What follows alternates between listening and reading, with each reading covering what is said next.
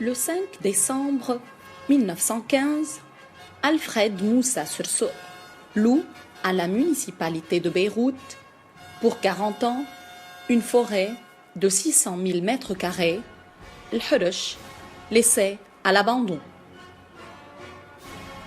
L'intention de M. Surso était de créer un casino pour lequel il constitua la société du Casino Club Ottoman.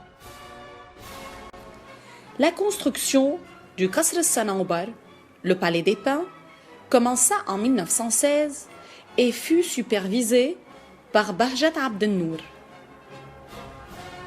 En raison de la guerre, le bâtiment n'a jamais servi de casino, mais a été utilisé comme hôpital, puis comme cercle militaire.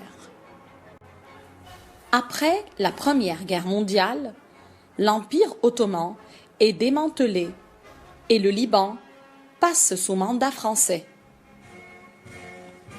François-Georges Picot est nommé commissaire des territoires ottomans de Palestine et de Syrie. En novembre 1919, le général Gouraud, haut commissaire de France, débarque à Beyrouth et pose les premiers jalons de l'acquisition des immeubles de la résidence des Pins.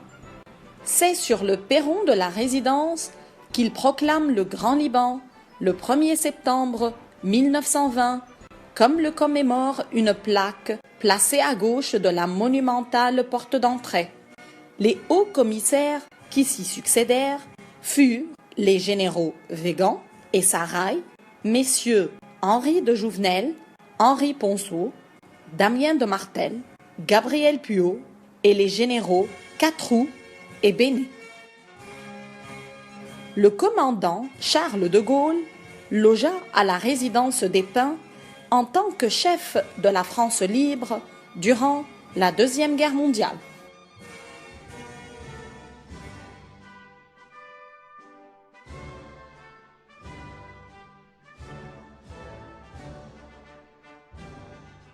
Avec le temps, le bâtiment changea d'aspect.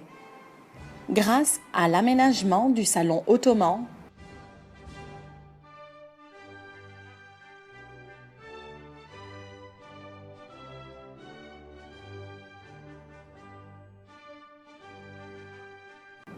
du salon de la musique,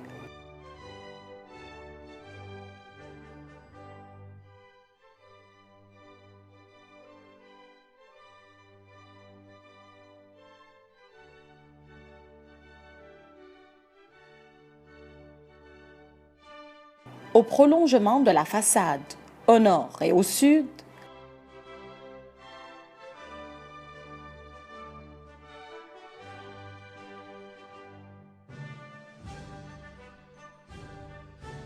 à la transformation des salles nord du rez-de-chaussée, actuel grand salon et salle à manger.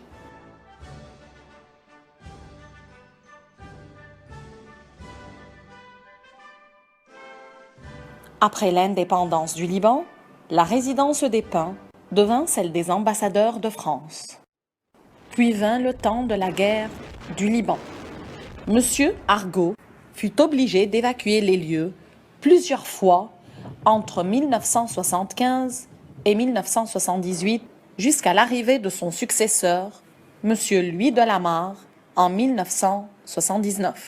Ce dernier, qui y résida en famille, fut assassiné en 1981. La paix revenue, la France récupéra cet immeuble très endommagé par les combats et les pillages.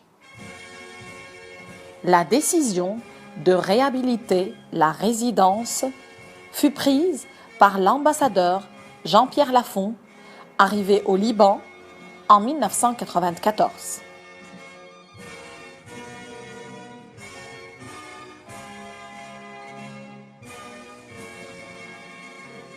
Lancé par le président Chirac lors de sa visite officielle au Liban en 1996, les travaux s'achevèrent en 1998 par l'inauguration et la réouverture de la résidence des ambassadeurs de France au Liban, présidée par Jacques Chirac le samedi 30 mai 1998.